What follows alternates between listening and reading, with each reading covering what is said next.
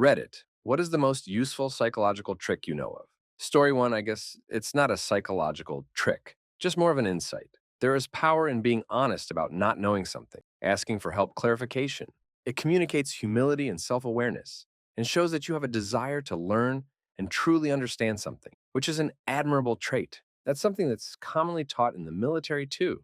If you don't know the answer to someone's question, don't lie to them. Either A, they know more than you and will know you're talking crap, or B, they know less than you and will propagate your bull crap until your pride has messed up many things. If you don't know, say that you don't and that you'll get back to them once you have an answer. Story 2.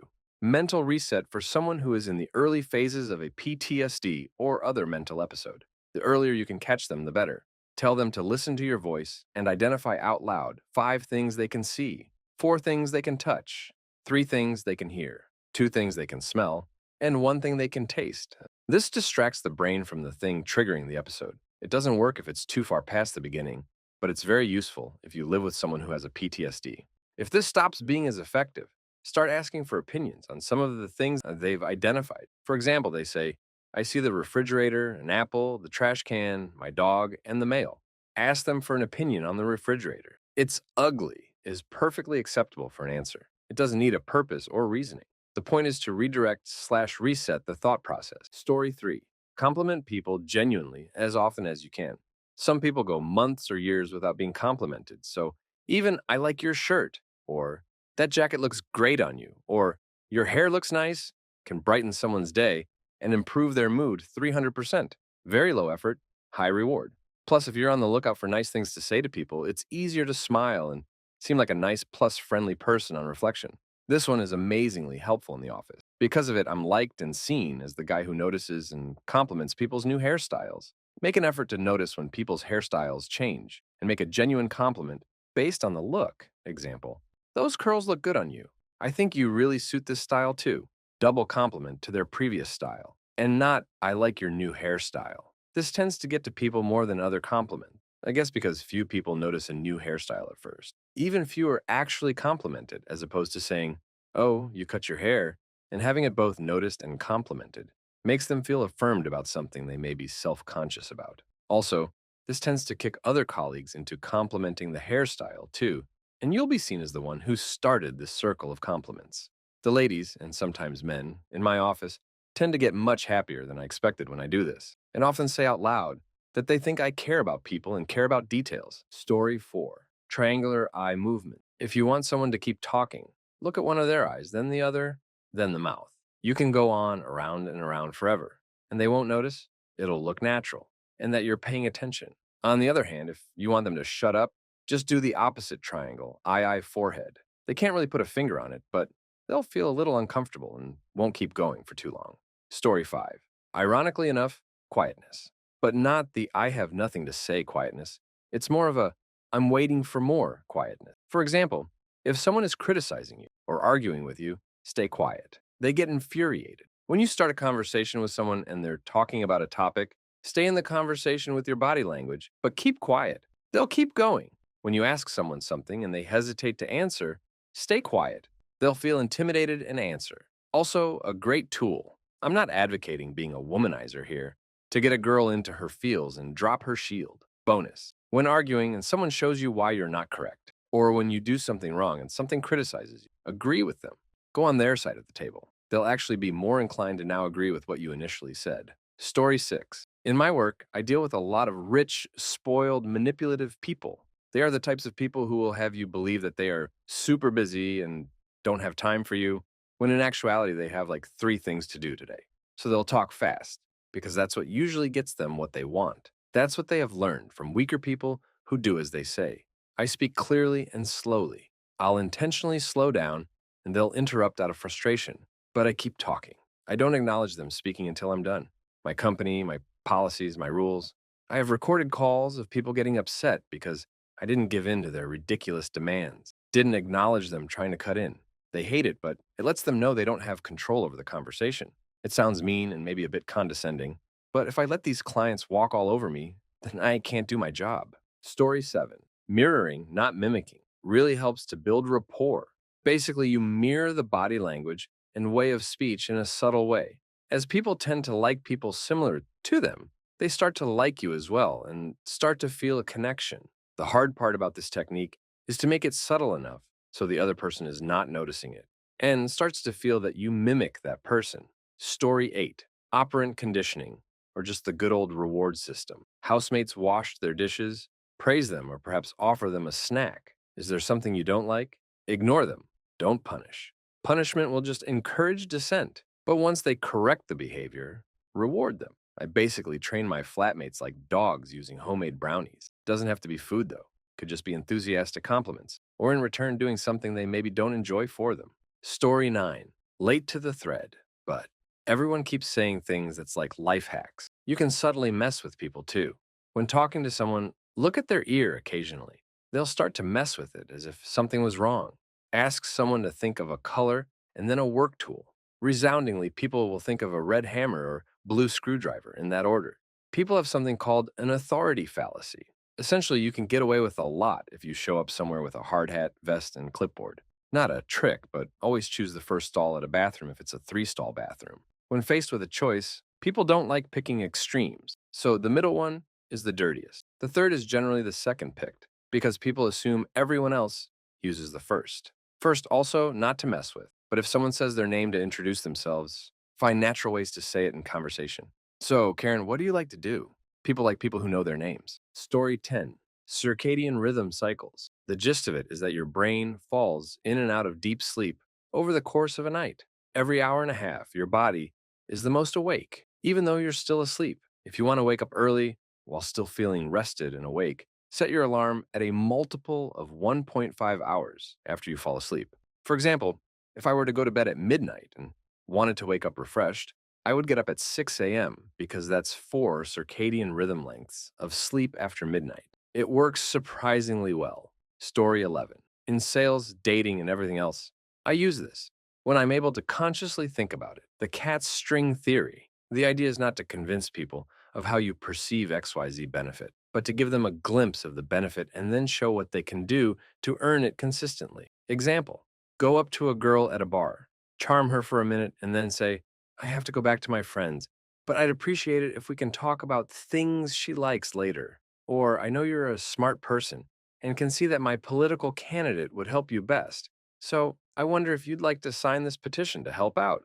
Never grovel, beg, or insinuate. Always keep the sale point a single step away. This works. It's exhausting to do, but it works. Story 12. Not talking just to fill in a quiet void, like when you're on the phone with a less than pleasant person. It's amazing how people will start stammering, feel the need to say anything because of a lapse in the conversation. I've been using that one at work a lot. It helps me focus on what I will say if I'm dealing with a difficult person and not blurt out what I'm really thinking. Story 13. For me, it was realizing that I didn't have to pester my former roommates to clean up the apartment and make them feel resentful of being bossed around or myself frustrated at the lack of help. I'd just start cleaning without saying anything when all three of us were present. And within a few minutes, they'd join in, and we'd get the house into shape fairly quickly. Story 14. When you're standing and talking with someone, look at your feet. Imagine a line pointing straight from your toes, going forward from each foot along the ground. Using both feet, this makes a cone in front of you. If the person you are talking to is inside the cone, it's body language for saying you're interested in the conversation. If they are standing outside the cone, it sends the message, I need to get going, or I'm not interested in this, and they tend to wrap up more quickly. You can also use this to tell how someone else feels about a conversation with you. And so you can let them go if you are outside their cone, or just drag the conversation on forever you prick. Story 15. Make choices for people by giving them side choices without giving them a choice in the larger matter. You already made that choice. My mom used to do it all the time, but I've fine-tuned it into my relationships and adult life. And as a bartender, it also works wonders. Example as children, my mom would always ask, do you want to take a bath before supper or after supper? We never actually had a choice, and before bedtime, we all still got wet and took a bath. But by being made to think we actually had a choice in the matter, made things so much easier for her. Example, bartending one. I'm done serving you after this next drink. Would you like the same or want to change it up for your last one? Then I usually can nicely blend into two. Who would you like me to call to come get you? Or would you like me to schedule you an Uber? All in all, I'm still not letting someone drive who I think shouldn't, and they're made to feel like they're the ones making the responsible choices, therefore, is usually a win-win in this type of mind manipulation example in my relationship. I want to go out to eat. Do you want to go too? I usually name off 2 or 3 restaurants I already want to go to. Then from there, it's usually a win-win. Story 16. I have two. Silence in a conversation can be a powerful tool. Many people get uncomfortable when there is a break in conversation and will fill that void with things they may not normally have wanted to say. This is especially useful when negotiating something. The other is a little trick I use to remember things when I'm driving. Say I think of something I want to learn more about, but I'm driving at that moment and know I will have forgotten about it when I get to work. I visualize myself hitting the Control Alt Delete on my work keyboard and associate that action with the topic I want to remember. When I get to work, having forgotten the thing I wanted to remember, it comes right back to me when I hit those keys on my keyboard. Works every time. Story 17. If you give people a gift, no matter how small or insignificant, and even if they absolutely don't want it, they'll still feel compelled to do something for you to relieve the guilt, for lack of a better word. It's so effective that it's often used as a con. For example, someone might give you a flower and immediately ask for a donation to their cause. It's a lot more effective than people think. It's probably most commonly seen at grocery stores at a free sample booth. You'll happily take the free sample, but once you realize they've just given you a free gift, you'll say something like, this is really good. I'm going to very much consider buying this excellent product. Story 18. There's a small trick that I like to test out every so often. Hold something, anything at all, and start a conversation with someone. Sometime in the middle of a sentence, midway through the conversation, hand them the item without breaking the sentence.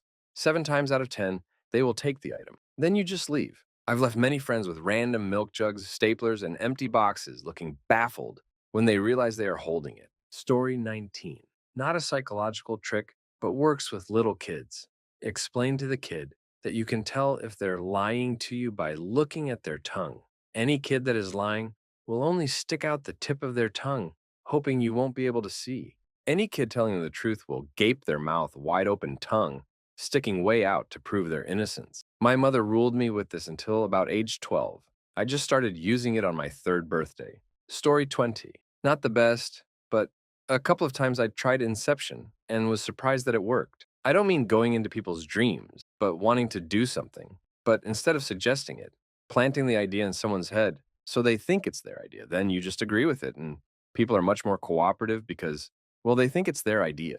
It's hard to describe when or why you might want to do this, but sometimes you just get this feeling that if you suggest something, everyone will be reluctant or indecisive. Being the person to second an idea makes it appear like the ball is rolling, and the rest of the group tend to conform too. Story 21. If you ask people to do small things for you, they are more inclined to like you. Asking a person to do little things like pass a pen, picking up an item you dropped, holding a door when your arms are full, etc., causes the person's brain to rationalize, if I didn't like them, why do I always help them? Causing them to become fond of you. Also, great if you want to break the ice with your crush. Instead of trying to come on like a freight train, ask them for a small, meaningless favor every now. Not only does this open the door for you to talk to them, but also tricks their brain into liking you as a person. Then, all you have to do is carry that over into attraction, and boom, you're in. Story 22. When playing rock, paper, scissors, subtly suggest which option to play. Before you play, I would say something along the lines of, there's no way to win, I'm the hardest mother trucker here. I'll smash through your mental tricks and defeat you. And then they'll choose rock 90% of the time. Then, after I beat them with a good old piece of paper, I give them one of these. Oh, I see what you're doing. Looks like you're trying to cover your losses with a new strategy. Then they choose paper. Story 23. Treat happiness like a choice, whether you feel happy or not. Someone might have bought your favorite pizza, but you got home late from work, so it was cold. Choose to focus on the fact that they went through the trouble to get it for you and how that shows they listened to what you care about instead of being cold. This also goes for interactions between people. Say someone turns off the light, but you're watching a movie in the same room, but before they were even there. The person who turned off the lights could say, well, that didn't make a difference because of the light on the screen. Or they could ask that once you finish the movie to stop for the night and go to bed so it can be dark. What they said was a choice and chose to be negative. Always put thought into your actions and words and really make it a habit for everything. I found this leads to being happier because you're more mindful and choose the positive way more often. And if not, you're mindful of choosing the negativity and you then have something to work on and are aware of this. I don't know about others, but it's been working really well for me. Story 24. I work as a therapist at an inpatient psych hospital, and we get folks going through crises all the time with a variety of diagnoses. One thing I got really good at is de escalation and distraction. So let's say a patient gets mad and becomes aggressive, not necessarily at me. I just start asking them questions about themselves. Where are you from? Favorite sports team? Did you eat lunch today? People love talking about themselves, and when you find something in particular that really hooks them, you can potentially avoid a crisis situation from escalating. Story 25. Asking for advice can really make someone trust you more. If you want to connect with someone more, ask them for advice on anything that they would know or give advice to. Hey, person over there, since you have been on so many cruises before, can I ask you some advice? What are some things I should know before going on a cruise? I've never gone on one before. It could be literally about anything the person knows. Also, pro tip, it doesn't matter if you know or not, just the act of asking makes the person feel like they mean something to you, which will make them open up more. Story 26. If you are having anxiety and anxious thoughts, picture a lovely stream with cool, crisp water flowing ever so gently. Imagine leaves floating down the stream. Each leaf is a thought: bad thoughts, good thoughts, weird thoughts, anxiety inducing thoughts. Just sit there breathing in and out and watch the leaves go by. Don't pay too much mind to the leaves. They're just floating down the stream. Just leaves on a stream. Feel better. Story 27. Saying my dad told me when trying to convince someone of something. For some reason, hearing that makes people think of someone who is trustworthy or full of wisdom and knowledge. Once told my friend, my dad told me dinosaurs didn't die from a meteor, but in fact, from a genetic mutation that got passed down to generations. Between a mixture of my friend being extremely gullible and the fact that she trusted my dad, she ended up writing a thesis on this fact. Story 28. Smile when engaged in a conversation. Even if it's a bad day, you're annoyed, tired, etc., etc. Happy experiences have a shorter lifetime than negative. So people are bound to remember that one time you were unenthusiastic or visibly uninterested during the conversation. An added advantage I've noticed, at least from personal experiences, is that if I try to smile, especially when I don't want to, I end up happy after doing so. So it really is a win-win scenario. Story 29 too come to mind. First one is a little trick to get people to like you more. Ask for something small, like have them hand you a piece of paper from a couple feet away or something like that. When they do it, thank them profusely. I'm talking they hand you a piece of paper and go along the lines of, much appreciated, sir. You are a gentleman and a scholar. Some weird little trick I picked up from some book years ago works wonders. The other one is for confrontation. Years of bouncer work has taught me that whoever loses their cool first, well, loses. Stay calm, stay polite, and don't egg the person on. And you can diffuse 90% of fights easily before they happen. Story 30. Raising the pitch of your voice mainly applies to guys with lower, more powerful voices. Obviously, you're not trying to sound like a chipmunk, but maybe an octave can really make a difference in how people perceive you, depending on the situation.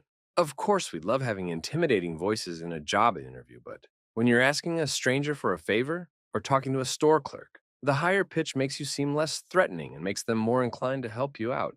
I've been doing it for years because I'm usually met with an odd look or closed off attitude when I meet someone for the first time and they hear my booming battle cry of a voice. Story 31. Personify your self loathing as someone hateable. It's one thing to tell yourself that you're unworthy of love, it's something else entirely when Brent, the trust fund kid, swans in wearing a poncho, sombrero, and fake mustache and tells you you're unworthy of love before launching into a list of complaints about his yacht. Also, if your friends and family know, it's a lot less annoying to say, Brent says I have no talents, and have them say that Brent should definitely go lay on a fire ant hill than to tell them that you think you have no talents. And then they have to get into an argument with you about how great you are. Story 32. Just wait. When someone is really pissed off at you and you feel you need to resolve it, or you are feeling like you absolutely must call someone out on their behavior, or you think you're getting shafted in some way, or basically anytime you're angry and feel you have to act, just wait. So many of life's problems sort themselves out if you give your brain a few days to calm down and process the situation.